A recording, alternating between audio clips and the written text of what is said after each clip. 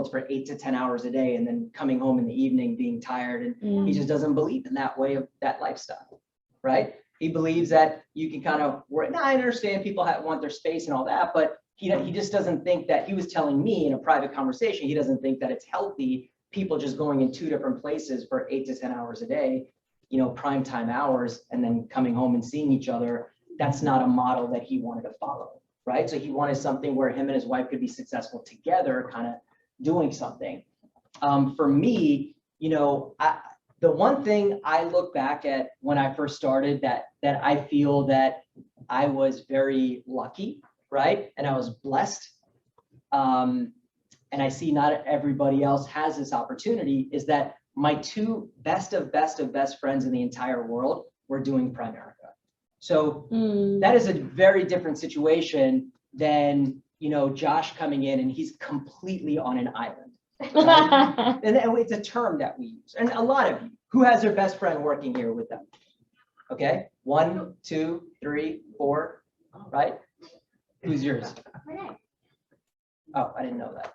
Okay, so a few, but that'd be cool, right? And so for some people, if you can say, hey, you can come in, what kind of people are around you? Are you guys hustlers? Like, this is the way I talk to people, right? Are you guys hustlers? Are you guys money motivated? Is there a bunch of people around you that if you found something good, they'd want to do it with you? We can all do this together, right? And that's what I'm kind of figuring out right now, is I made a commitment that I'm going to grow my team outside of my current team. And I look at the people around me and everybody's making 200 grand or more, even the employees. If I look at that, what I started to realize is a little extra money, that's not what's turning people on. It's these other things, right? I got these 2 guys. One's name is Remy, one is Marvin. They're air traffic controllers. They make great money. These are great guys. We spend time together. We've been on trips together and stuff like that. Like, this is one of the buttons that I'm going to press with them. It's like, yo, we can all make money together. I know you guys know I make money. Y'all do your little things, but we can get together and do something. That's a turn on for people, man. That when we hang out and talk, it's not just about sports, right? It's not just about how we're losing money in our portfolios, which all of us are right now, right? It's not just, it's about, hey, maybe we can do something together. Maybe you do something and it affects you and it affects me, and we can build something together. You know, there's a camaraderie that exists among people that build something together versus people that, you know, just friends just because they've known each other for a long time, you know? So sell that to people. You can do things with your spouse. You can do things with your family. You can do things with your best friends. I think that's a huge selling point here. Next, business ownership. You know, you got to talk to people. Business ownership. Everyone's so pressed right now to have their own home. That's one level of ownership, right? But what about owning your own business? You're owning your home, but you're renting out your biggest asset, which is your ability to earn income. We always used to talk about this, right? If the average person makes $60,000 a year, that's average, right? You're making $60,000 a year and you work for 40 years, that's $2.4 million that you are going to, the average home is worth $500,000, right? Your biggest asset is your ability to work, your ability to earn, right? That's why you have to invest in yourself, because that can move the needle. Investing in a new job, right? Or the skills that it takes to get a new job, that's not going to, investing in yourself so you can be an entrepreneur, that's what's going to move the needle in your life. And you got to own that ability. And we always used to talk about this. It's so simple. You want to own the home because what? One day you don't have to pay on it. You can still live there, and then you can one day give it to your children, right? It has a value. You can sell it. So why don't we do that for our income? If I work at a job, there's no equity, there's no value. I can't sell it. I can't give it to my kids. If I stop working, I can't still work there. But if I own my business, guess what? One day I can stop working, right? Minimum effort, I still get maximum return. My business has a value. I can sell my company. I can pass it down to my children. I'm building equity in my career. You got to talk to people about that, man. You can run your own business here. You can leave something to your kids. You know, a lot of times people will say, oh, you guys sell? You guys are on commission, right? I get it. I get it. But it's just like saying, oh, you have to wake up for that baby. You have to change the diapers. Yeah, you don't want to do it until it's your own. Yeah. Right? When it becomes your own, you'll do those things. See, if someone says, I work in a pizza parlor, it's like, okay, you're making pizzas. But if they say, I own a pizza parlor, it all of a sudden sounds more prestigious. Right. Now they could still be doing the same things. Maybe they still have to make the pizzas, but it just sounds better, right? Yeah. Someone could say, I work in a cleaning company. Okay, you're cleaning bathrooms. Or someone could say, I own a cleaning company. You're like, whoa, right? There's just a different sound, a different energy to being an owner. So yes, some of the things that we do are not always the most fun things to do, but it's ours and that's why we do it.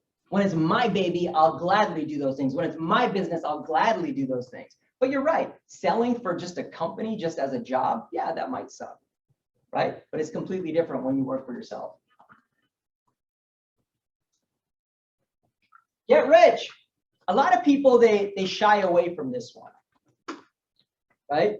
They shy away from it because, and I could teach, you know, because I study this money psychology, why people are so scared about talking about making money, why people have guilt when it comes to making money. And that's something that we have to explore. You have to read about. Sometimes it takes years to kind of get over, but I have no qualms about this anymore, right? And some people need to hear that. Like, dude, you know, you're going to be happy making 100, 150, 200,000 the rest of your life. Even someone could look at me, you know, you want to make in the 3s and 4s. I mean, don't you want to go beyond that? Don't you want to experience life at a different level? Don't you want to be able to give back more?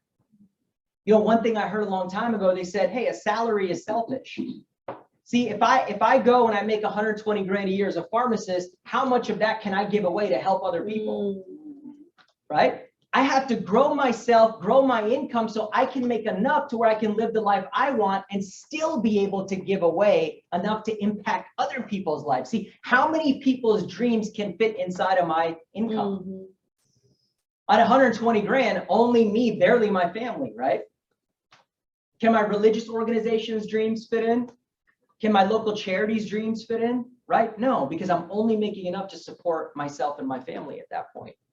So it's different if you have a dream and if you follow the dream. That's right. Different thing. That's right. And we are looking for people that have dreams. That's another thing, is that when we sit down and we talk to people, if someone has no goals and they're happy with, you know, everything regular, white picket fence, and they're completely satisfied, good for you, man. I'm happy for you. It's rare that I meet someone that's completely happy with their situation, but that's not a good recruit probably, right?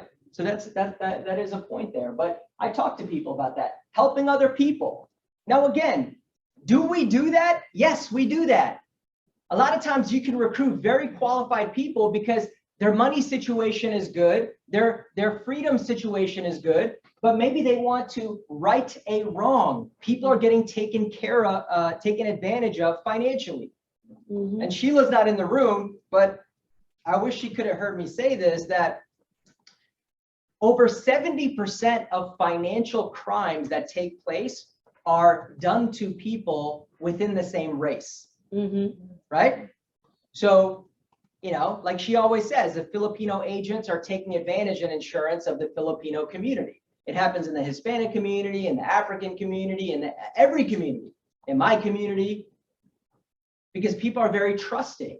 So we can come in and we can right or wrong, get people out of the wrong insurance, put them into the right insurance, get people out of bad investments, put them in good investments. And sometimes that'll be the button that needs to be pressed. But you can't go up to Josh as a 18-year-old when I recruited him and be like, hey man, leave football, leave your scholarship because we're gonna go help people. He could care less. He's trying to help himself.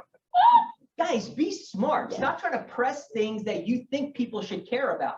Some people want to get rich and want to make money and run their own business. And you know what? It evolves.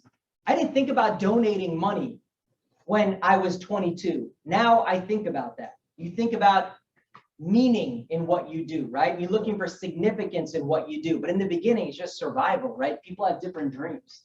So helping other people, learning about money, learning something new, getting a license, you know?